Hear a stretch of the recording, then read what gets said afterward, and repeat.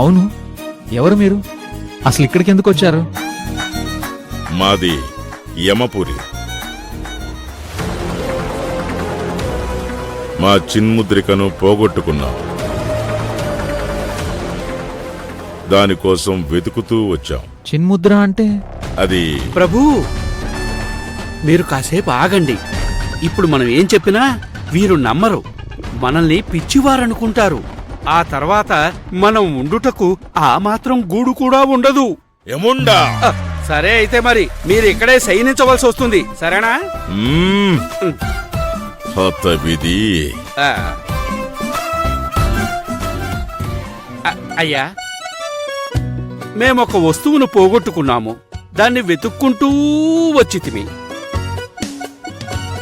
అర్జున్ బాబు, వీళ్ళు వేరే ఊరు నుంచి వచ్చారు. ఇక్కడ వీళ్ళకి తెలిసిన వాళ్ళు ఎవరూ లేరట. అందుకే మా ఇంటికి తీసుకెళ్తున్నాం. మీరు పోగొట్టుకున్న వస్తువేంటి? ఎక్కడ పోగొట్టుకున్నారు? కావేరి, వాళ్ళది నాటకాల బ్యాచ్. పైగా అమాయకుల్లా ఉన్నారు. ఇప్పుడు నీ ప్రశ్నలతో వాళ్ళని భయపెట్టకు, వదిలేసాయి. అదే, మీరు బయలుదేరండి. సరే అమ్మా, రండి అంకిల్. పదమ్మా.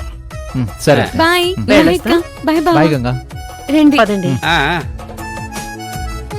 హిమక్రిములు బహుబాగున్నవి. బాబు, ఎంత అయింది? 2000 సార్. చేసేసాను. కావేరి, మనం బయలుదేరదాం.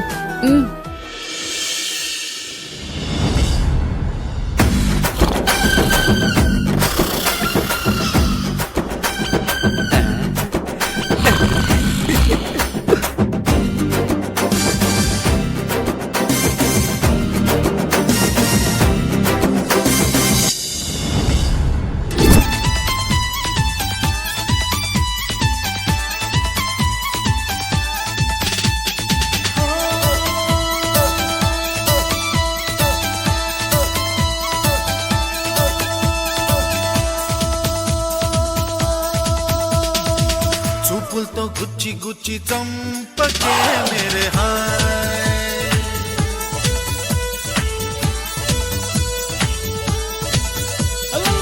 గుండెల్ని గుల్ల చేసి జారకే మేరే హాయ్, నీ ప్రేమ కోసం నేను పిచ్చోన్నైపోయానే, నీ ప్రేమ కోసం నేను పిచ్చోన్నైపోయానే, నీ కళ్ళు పేలిపోను చూడకే మేరే హాయ్.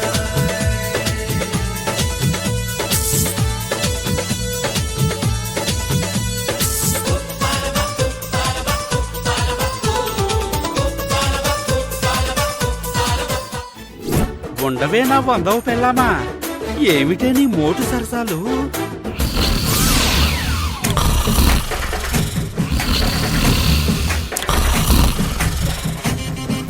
తెల్లవారుజామున నాకు మంచి స్వప్నము వచ్చినది.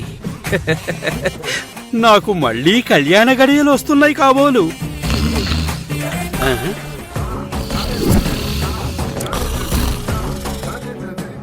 అందరి భార్యలు భర్తలతో కీచులాడితే గృహము నుండి మాత్రమే గెంటి వేస్తారు. కాని ఈయన్ని మా అమ్మగారు ఏకంగా యమలోకము నుంచే గెంటి వేశారు. అయినా కించిత్ బాధ లేకుండా ఎంత సుఖముగా నిద్రిస్తున్నాడో.